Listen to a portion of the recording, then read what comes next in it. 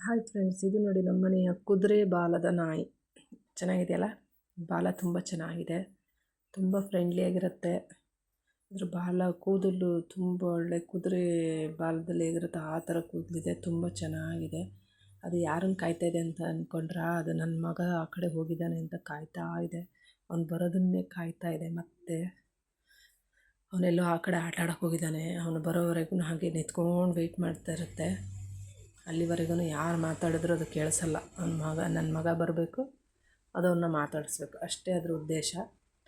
ಕೂದಲು ತುಂಬ ಚೆನ್ನಾಗಿದೆ ಅಂತ ನನ್ನ ಮಗಳು ಅಂತ ಇರ್ತಾಳೆ, ಪೊರ್ಕೆ ಥರ ಗುಡಿಸ್ಬೋದಮ್ಮ ಅದ್ರ ಕೂದಲಲ್ಲಿ ಅಂತ.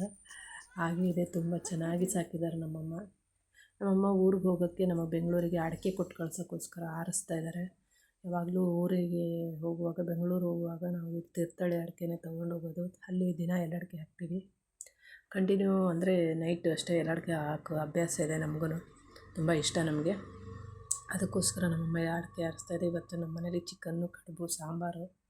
ನನ್ನ ಮಗಳು 2ನೇ ರೌಂಡು ತಿಂತವಳೆ ಚಿಕನ್ ಸಾಂಬಾರು ಅಂತ. ಕಡುಬು ಅಂದರೆ ತುಂಬ ಇಷ್ಟ ನಮಗೆ. ಮಲೆನಾಡು ಸೈಡ್ ಮಾಡ್ಬೋದು ನಾವು, ನಮ್ಮಮ್ಮ ಮಾಡುವಂಥ ಕಡುಬು ತುಂಬ ಇಷ್ಟ. ತೀರ್ಥಹಳ್ಳಿ ಕಡೆ ಕಡುಬು. ನಮ್ಮನೆ ಕೊಕ್ಕೋ ಎದುರುಗಡೆನೇ ಕೂತ್ಕೊಂಡು ನನ್ನ ಮಗಳು ತಿಂತವಳೆ. ಅದು ಬೊಗಳ್ತಾ ಇದೆ, ನನಗೂ ಕೊಡು ಕೊಡು ಅಂತ 2ನೇ ರೌಂಡು. ಅದಕ್ಕೋಸ್ಕರ ನನ್ನ ಮಗಳು ಒಂದು ಪೀಸ್ ಹಾಕಿದ್ಲು, ತಿನ್ನು ನನಗೆ ಹೊಟ್ಟೆನೂ ಬರುತ್ತೆ ಅಂತ. ತುಂಬ ಮಳೆ ನಮ್ಮೂರಲ್ಲಿ, ಬಂದಾಗಿಂದನೂ ಮಳೆ ಮಳೆ ಮಳೆ ಮಳೆ, ಭಾಳ ಮಳೆ ಬರ್ತಾಯಿದೆ. ಆದರೆ ನಾವಿದೇ ವಾತಾವರಣದಲ್ಲೇ ಬೆಳೆದವರು, ಆದರೂ ನಾವು ಇವಾಗ ಬೆಂಗಳೂರಿಗೆ ಹೋಗಿ ಅಲ್ಲೆಲ್ಲ ಕಡಿಮೆ ಮಳೆ ನೋಡಿರೋದ್ರಿಂದ ಇದೊಂಥರ ಬೋರ್ ಅನಿಸ್ತಾಯಿದೆ. ಚಳಿಗೆ ಒಂದು ಎಲೆ ಅಡಿಕೆ ಹಾಕೋಣ ಅಂತ ಎಲೆ ಅಡಿಕೆ ಹಾಕ್ತಾಯಿದ್ದೀನಿ.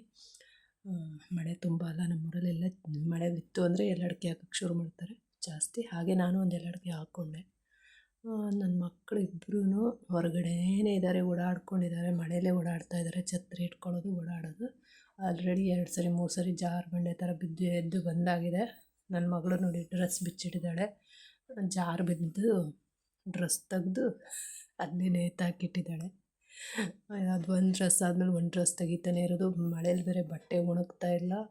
ಇವರು ಥಂಡಿಲಿ ಆಟ ಆಡೋದು, ಮಳೇಲಿ ಆಟ ಆಡೋದು ಬಿಡ್ತಾ ಇಲ್ಲ. ಬೆಂಗಳೂರಿಗೆ ಹೋಗೋ ಅಷ್ಟೊತ್ತಿಗೆ ತಂದಿರೋ ಬಟ್ಟೆಗಳೆಲ್ಲ ಖಾಲಿ ಆಗ್ತಾಯಿದ್ದಾವೆ. ಒಣಗ್ಸೋಕ್ಕೆ ಬಿಸಿಲೇ ಬಂದಿಲ್ಲ. ಮಧ್ಯದಲ್ಲಿ ಒಂದಿನ ಬಿಸಿಲು ಬಂತಷ್ಟೇ, ಆಮೇಲಂತೂ ಬಿಸಿಲೇ ಇಲ್ಲ. ಒಣಗಿ ಥಂಡಿ ಹಾಕಿರೋ ಬಟ್ಟೆಗಳು ಹಂಗಂಗೆ ಇದ್ದಾವೆ. ಅದರಲ್ಲೂ ಹೊರಗಡೆ ಸುತ್ತಾಡೋದು ಬೇರೆ. ಆ ನಾಯಿನ ಕೂಡ ಮಳೆಯಲ್ಲೇ ಹೊರಗಡೆ ಸುತ್ತಾಡಿಸ್ತಾರೆ. ಇವರು ಥಂಡಿ ಆಗೋದಲ್ಲದೆ ಅದನ್ನು ಥಂಡಿ ಮಾಡವ್ರೆ ನೋಡಿ. ಪಾಪ ಅದು ಚಳಿಲಿ ನಡುಗ್ತಾ ಇದೆ. ನಮ್ಮಪ್ಪ ಚಳಿಗೆ ಮಳೆ ಅಂತ ಮಲ್ಕೊಂಡ್ಬಿಟ್ಟವ್ರೆ.